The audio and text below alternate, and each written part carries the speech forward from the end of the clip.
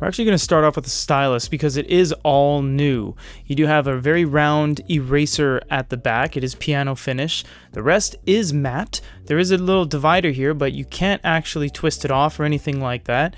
You do have a white plastic nib that pushes in ever so slightly, and you have a loop so you can maybe put one of those stylus loops or accessory loops into it. Otherwise, there's no secondary button. There's only the eraser at the back. So the home screen on the Max 3 is more of the same. You do have library, shop.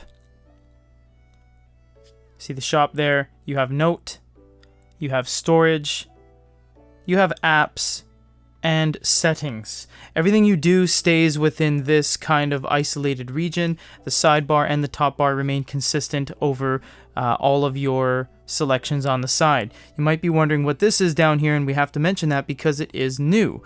So this is the navigation ball. If you tap it, you have numerous amount of things that you can change, like back, sound, settings, multitask, and more. Power as well. You can click on the navigation ball, you can actually assign certain things or turn it off entirely. For this video we are going to leave it off because it is a little bit intrusive for when we're testing.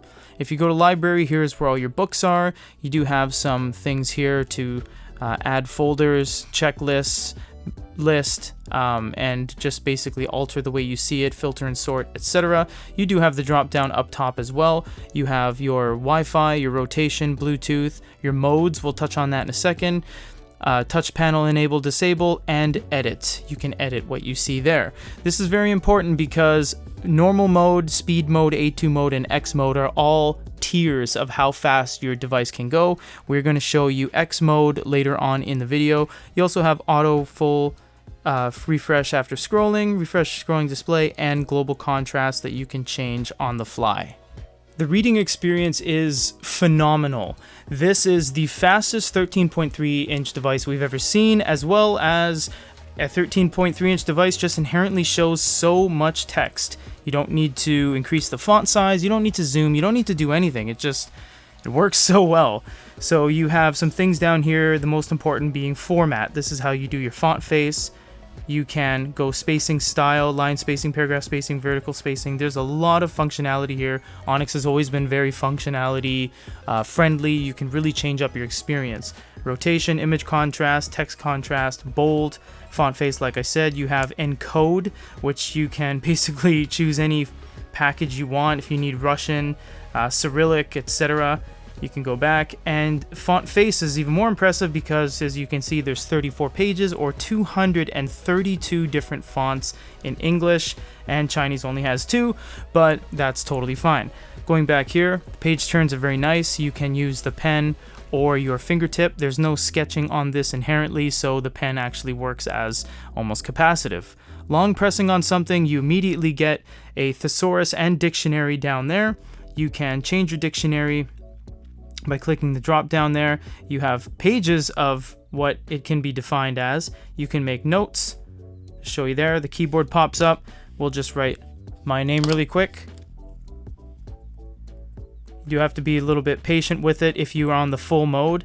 If you go on A2 mode and everything else, you will see a big increase. We'll show you that in a while. You have copy, look up on the internet, search. You can well, there's another menu here actually. It's a little side menu. You can do squiggle underlines, dotted underlines, full gray out highlight, or delete what you have written on there.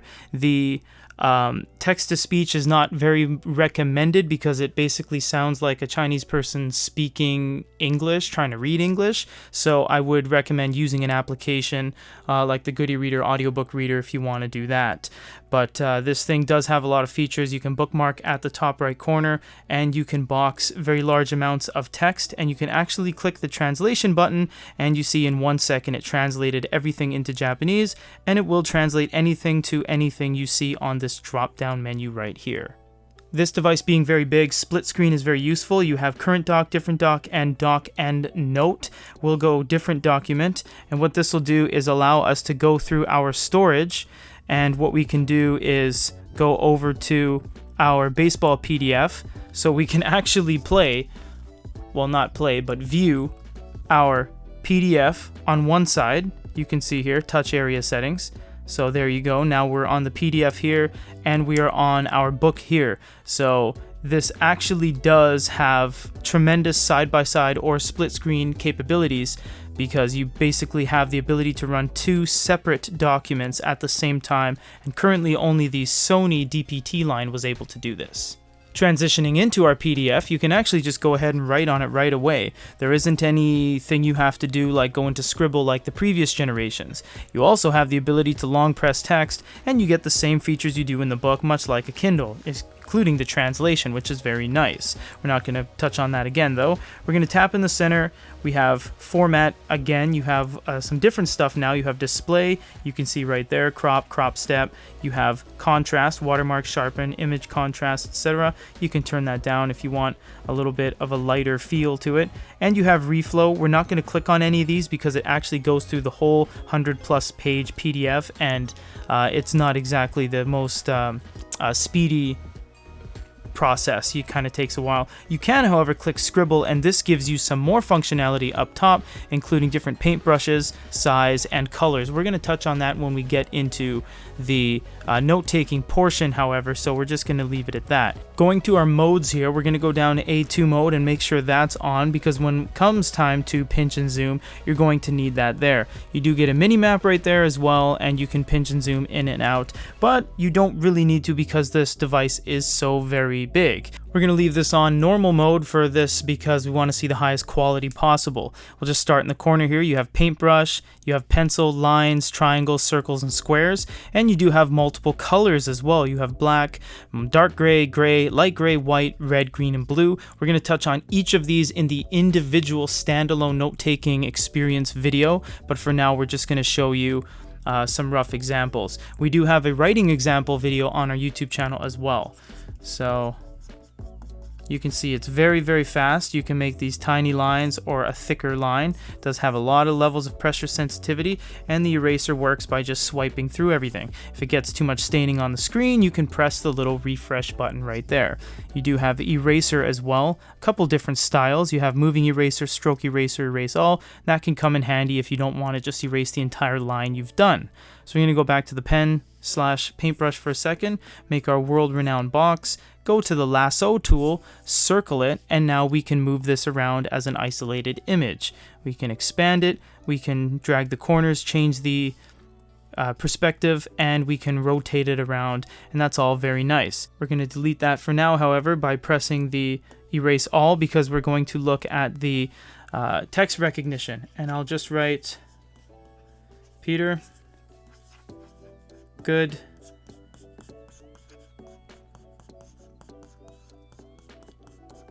Goody Reader. Press the text recognition. You can choose original recognition or reflow. Reflow puts it onto a little line, and original recognition kind of leaves it in the center of the screen. I did miss the bottom there, but otherwise it is very, very nice. You do have some other things you can change, like points, bold, underline, italicize, and stuff like that. You do have a lot of backgrounds as well. English, small grid, big grid, horizontal line, vertical line, some mats, plain, Cornell, for taking, meeting notes and stuff like that. It's all very nice. You do have touch disable, although this thing has very good touch recognition that even with 5 fingers moving around, it doesn't actually affect the writing in any way. So that's all very nice. Erase, erase, erase. You can refresh, as I said, add a new note, and delete a note as you see fit. You also have something on the right that export, share, insert picture, and custom toolbar. Again, we're going to dive into this really in depth when it comes to the note-taking experience in a standalone video. So you'll have to stand alone vid. So you will have to look at our YouTube channel if you want to see that in its entirety. Onyx never really put too much of a priority on their shop, but now it's absolutely fantastic. You have Shakespeare, you have some banned books, quote unquote, you have categories recommended, just arrived, discount, and free. This is all really nice because if you want to read some public domain books, even in Chinese, you can go ahead and do that. And if you click on Alice in Wonderland, which is the example that we set, you actually have the read now function. You just click on it and away you go. You have book recommendations, and you can click another batch if you want to see more content. Yes, most of their content is catered towards the Chinese market because this is first and foremost a Chinese company, but it is very nice how you can just click read now on a book and it downloads and starts it right away. So their shop actually got a little bit of an upgrade. Another huge aspect of this device is that it's running Android 9, which basically means that you have access to a lot more apps than you have in the past, especially on pretty much e-ink, any other e-ink device. This is running a very high level of Android, so you can go to the Play Store, you can download the Goody Reader App Store, and they have upgraded their App Store, the Onyx App Store. Their App Store is upgraded to the point where now you have 41 apps, and that is saying a lot because they never really had that many apps before. They only really had 10 to 15 at times, but now you have some categories: reader, news, study, tools, work, things like Flipboard, Amazon Kindle. Yes, a lot of them are Chinese and international because this is primarily a Chinese company and the device is catered towards the Chinese market first and foremost. You do have the ability to look at the version number and click download. There's no screenshots or anything like that, but it's bare bones enough and it works perfectly. You click download and the app is installed on your device. Here comes the most impressive thing about this device. You can scroll down to the top, make sure you are on X mode, go to YouTube, press the full screen,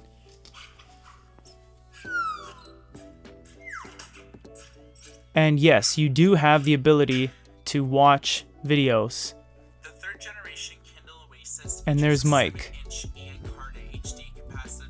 Display with a resolution of 1680 by 1264, and it has 300 ppi. This is one of the only e-readers in the world that actually has a Freescale dual-core processor. This is the IMX7. It's 1 gigahertz. It has 512 MB of RAM, and it has 2 storage variants. Straight up first device that can play videos this smoothly with audio with no issues whatsoever. Yes, it is e-ink, so you have to turn on X mode, but this truly is something that breaks the barriers between an e-reader and a tablet. And that's exactly why you would want to buy the Max 3. They say it right on the box, like a tablet, unlike any tablet. We have seen slowly but surely e-ink catching up to actual consumer tablets. Not the screen, because it is still using an e-ink screen and that is inherently slower and higher production cost. However, we're seeing specs like Android 9, 64 gigs on board, 2200 by 1650, gigantic screens, 4 gigabytes of RAM. I mean, they're slowly closing the gap, and the Max 3 is the #1 representation of that. This is currently one of the highest spec e-readers on the entire consumer market, and it absolutely does everything, but that comes with a very high price tag. But you will not be disappointed. For goodyreader.com and a review of the Max 3 by Onyx, this is Peter.